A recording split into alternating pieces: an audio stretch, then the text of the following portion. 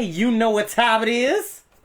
Woo! Get into it! Get into it! Yes! We're back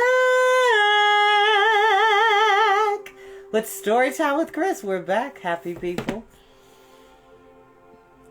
So, for those who don't know, I did take my hair down from the 2-strand style. I had it for 2.5 weeks. Yes, I do realize that. But me and the speed with which I move, rubber bands were popping off as tightly bound and strong as they were. They couldn't have... Me being fast and swift in my movements caused them to pop off. So some were untying and stuff like that. But let me be very clear. I have an incredible stylist. Don't get it twisted. She always gets me right. My stylist is amazing. Salsa Tings. If you have not followed her on Instagram or Facebook, Salsa, SalsaTingz. Salsa Tings, okay? Get into it. If you're looking for locks, twists, braids, all of that, my stylist, Kafisa Fisa, got you, okay? So, right now my hair is actually very long and moisturized, and that's why I have it wrapped up right now. Because you know what, I'll probably do a reveal after the video. And let y'all see how long my hair's gotten. I love my style, and I will probably get it done again when I go get my hair retwisted. But, you didn't come here to hear me blather, you came to hear a story. So, we are back with Lemony Snicket's A Series of Unfortunate Events, and we are starting on Chapter 3. And it seems like the Baudelaire orphans are yet again put in an unfair situation, which children, it is illegal to have a child under the age of 16 working in any type of job. It's not legal. Now, back in the day, in the 1910s, 20s, and even in the 30s, children worked in factories and did farm work and did hard labor, worked in stores. But it's just not feasible, nor is it ethical to make a child work 8-hour shifts 5 days a week. That's just that's incredibly insane. It's just not okay. So, we're going to find out what happens next, because they just had their first night in the mill dormitory. So, see what happens. And no, I don't own the music that you're listening to in the background. Okay. Make sure okay. Hold on, y'all. Oh no, that's why it came off. I'll have to get a new mic. Well, mic cover, I should say. Chapter 3. Morning is an important time of day because how you spend your morning can often tell you what kind of day you're going to have. For instance, if you wake up to the sound of twittering birds and find yourself in an enormous canopy bed with a butler standing next to you holding a breakfast of freshly made muffins and hand-squeezed orange juice on a silver tray, you will know that your day will be a splendid one. If you wake up to the sound of church bells and find yourself in a fairly big, regular bed with a butler standing next to you holding a breakfast of hot tea and toast on a plate, you will know that your day will be okay. And if you wake up to the sound of somebody banging 2 metal pots together and find yourself in a small bunk bed with a nasty foreman standing in the doorway holding no breakfast at all, you will know that your day will be horrid. You and I, of course, cannot be too surprised that the Baudelaire orphans' first day at the Lucky Smells lumber mill was a horrid one. And the Baudelaires certainly did not expect twittering birds or a butler, not after their dismaying arrival, but never in their most uneasy dreams did they expect the canopy, a word which here means the sound of 2 metal pots being banged together by a nasty foreman standing in the doorway holding no breakfast at all, that awoke them. "Get up, you lazy, smelly things!" cried the foreman in an odd-sounding voice. He spoke as if he was covering his mouth with his hands. "Time for work! Everybody, that's a new shipment of logs just waiting to be made into lumber." The children sat up and rubbed their eyes. All around them, the employees of the Lucky Smells lumber mill were stretching and covering their ears at the sound of the pots. Phil, who was already up and making his bunk neatly, gave the Baudelaires a tired smile. "Good morning, Baudelaires," Phil said, "and good morning, Foreman Flocotano. May I introduce you to your 3 newest employees? Foreman Flocotano, this is Violet, Klaus, and Sonny Baudelaire."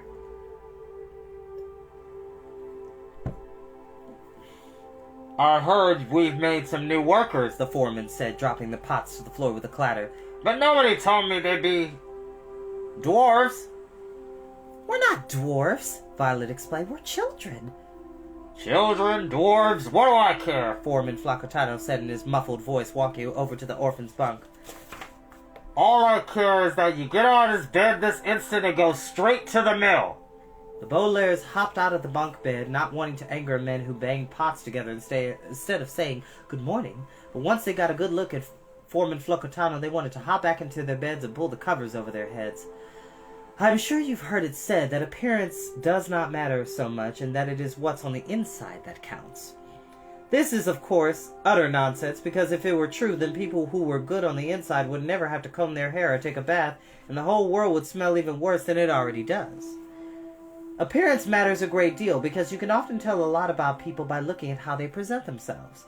And it was the way Foreman Flacotano presented himself that made the orphans want to jump back into their bunks. He was wearing stained overalls, which never make a good impression. And his shoes were taped shut instead of being tied up with laces. But it was the foreman's head that was the most unpleasant. Foreman Flacotano was bald as an egg. But rather than admit to being bald like sensible people do, he had purchased a curly white wig that made it look like he had a bunch of large dead worms all over his head. Some of the worm hairs stuck straight up, and some of them curled off to one side, and some of them ran down his ears and his forehead, and a few of them stretched straight out ahead as if they wanted to escape from Foreman Flacotano's scalp. Below his wig was a pair of dark and beady eyes, which blinked at the orphans in a most unpleasant way. As for the rest of his face, it was impossible to tell what it looked like because it was covered with a cloth mask, such as doctors wear when they are in hospitals. Foreman Flacotano's nose was all curled up under the mask like an alligator hiding in the mud, and when he spoke, the Baudelaires could see his mouth opening and closing behind the cloth.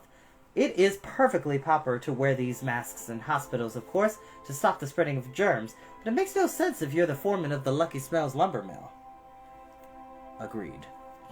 The only reason Foreman Flacotano could have for wearing a surgical mask would be to frighten people. As he peered down at the Baudelaire orphans, they were quite frightened indeed.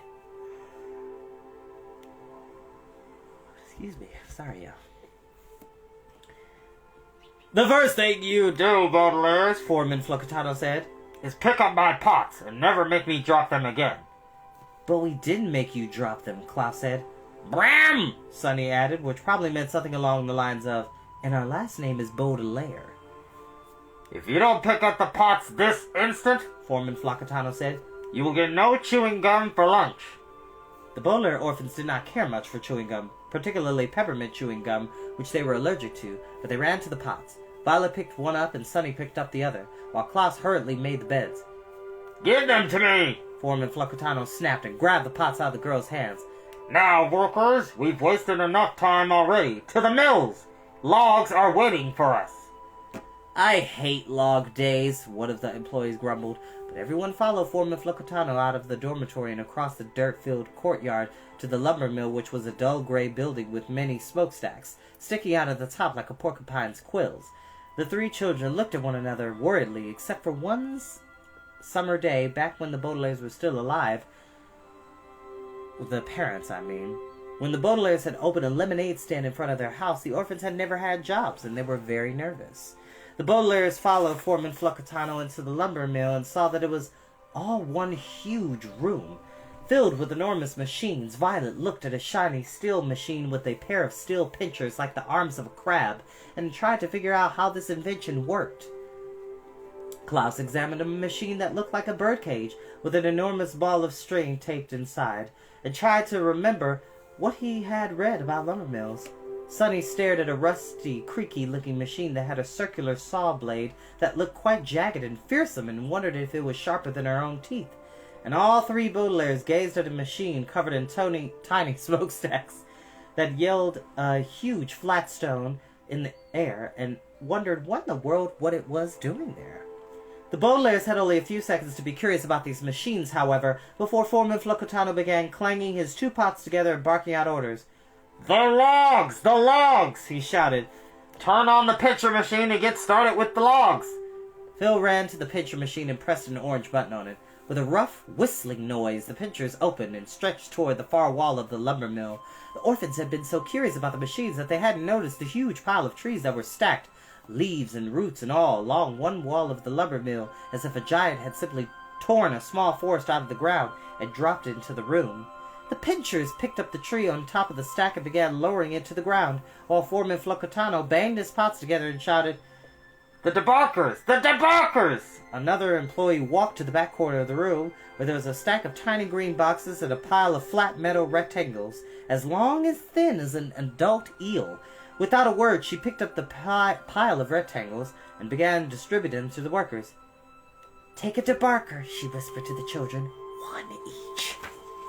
The children each took a rectangle and stood there curious, confused, and hungry. Just as the tree touched the ground, Foreman Flocotano clanged his pots together again, and the employees crowded around the tree and began scraping it across with their debarkers, filing the bark off each tree as you and I might file our nails. "You too, dwarves!" the foreman shouted, and the children found room among the adults to scrape away at the tree. Phil had described the rigors of working in a lumber mill, and it certainly sounded difficult. But as you remember, Phil was an optimist, so the actual work turned out to be much, much worse. For one thing, the debarkers were adult-sized, and it was difficult for the children to use them. Sunny could scarcely lift her debarker at all, and so she used her teeth instead. But Violet and Klaus had teeth of only an average sharpness, and so had to struggle with the debarkers. The three children scraped and scraped, but only tiny pieces of bark fell from the tree. For one other thing, the children had not eaten any breakfast, and as the morning wore on, they were so hungry that it was difficult to even lift the debarker, let alone scrape it against the tree. And for one more thing, once the tree was finally cleared of bark, the pinchers would drop another one onto the ground, and they would have to start all over again, which was extremely boring.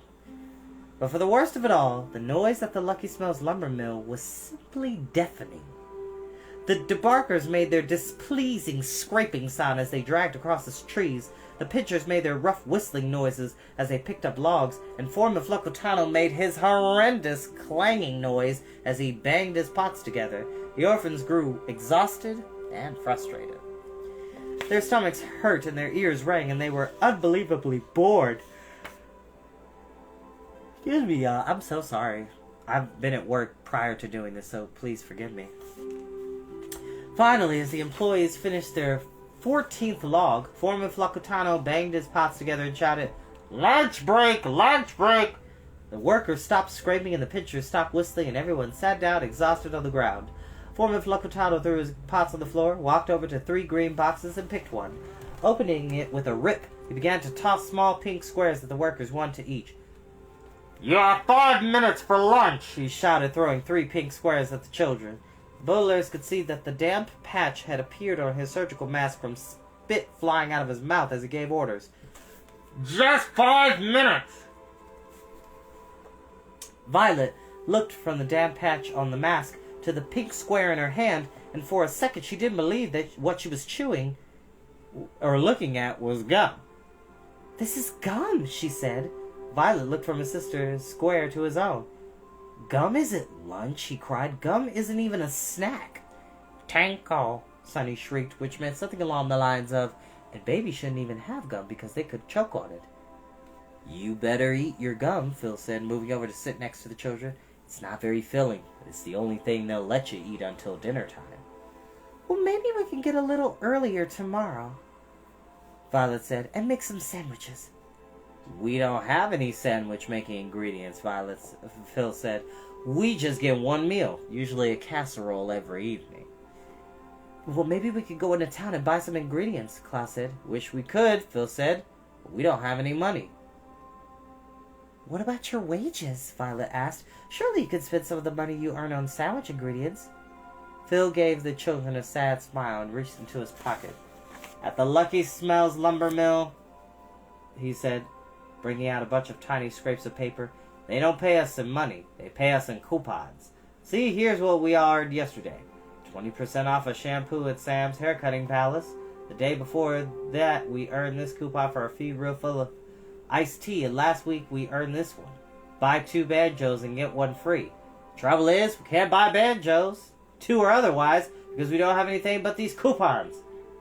"No, no!" Sunny shrieked, but Foreman Flocotano began banging his pots together before anyone could realize what she had meant.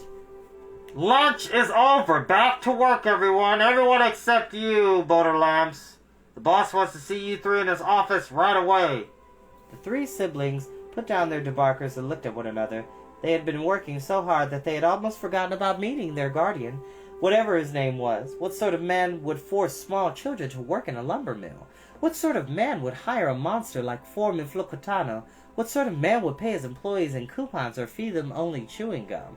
Foreman Flocatano banged his pots together again and pointed at the door, and the children stepped out of the noisy room into the quiet of the courtyard.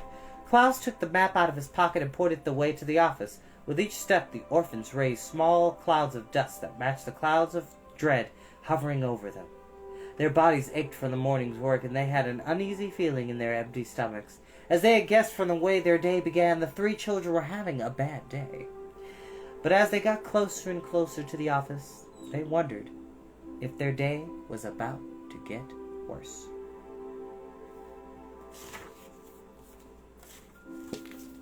And that is where we will end for the evening.